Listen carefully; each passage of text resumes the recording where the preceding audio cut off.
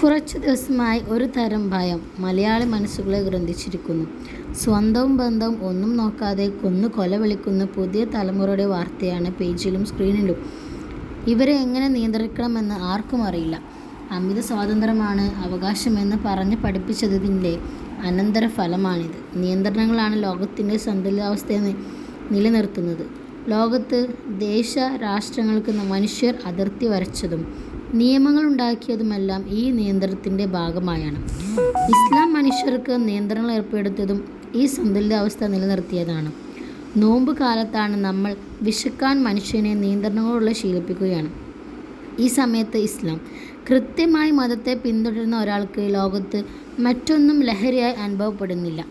കാരണം അതിനെ തരണം ചെയ്യാനാകുന്ന ഉദ്ബോധനങ്ങളും നിയമങ്ങളും താക്കീതുകളും അവനുണ്ട്. അവയെ മറികടക്കാൻ വിശ്വാസി ധൈര്യപ്പെടുന്നില്ല. ഒരു വിശ്വാസിയെ സംബന്ധിച്ചിടത്തോളം ഏറ്റവും നല്ല പരിശീലന കാലമാണ് നോമ്പ്.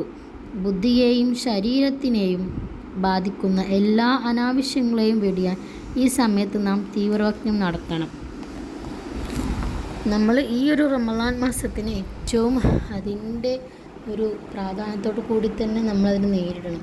ഓരോ സെക്കൻഡുകളും റമളാൻ മാസത്തിൽ നമുക്ക് ഏറ്റവും കൂലിയും അള്ളാഹുലേക്ക് കൂടുതൽ അടുക്കുവാനുള്ള ഓരോരോ കാര്യങ്ങളാണ്. അത് നമ്മൾ അതിൻ്റെ രീതിയിൽ തന്നെ ഉപയോഗിച്ച് പോവുകയാണെങ്കിൽ നമുക്ക് അത്രയും ആ ഒരു അള്ളാഹുവിൻ്റെ അടുത്തു നിന്നുള്ളൊരു കൂലി കാര്യങ്ങൾ അള്ളാഹുവിൽ നിന്ന് കാരുണ്യമൊക്കെ നമുക്ക് കിട്ടും. ഇപ്പോൾ റമളാൻ മാസം ഇപ്പോൾ 4, 5 എല്ലാം ആയി. റമളാൻ മാസം വന്നതും ഇനിയിപ്പോൾ റമളാൻ കഴിഞ്ഞ ശവ്വാലായി. അധിക ദൂരം ഇല്ല. ഓരോരോ അടയാളങ്ങൾ നമുക്കിപ്പോൾ ഭൂമിയിൽ വന്നിട്ടുണ്ടല്ലോ. നമുക്ക് ഇനി അടുത്ത നോമ്പിന് ആരൊക്കെ ഉണ്ടാവുമെന്നൊന്നും നമുക്ക് പറയാൻ പറ്റില്ല. അപ്പം മാക്സിമം നമ്മളെ കാര്യം നമ്മൾ ചെയ്യുക. നമ്മൾ ചെയ്യേണ്ടത് നമ്മൾ തന്നെ ചെയ്യണം.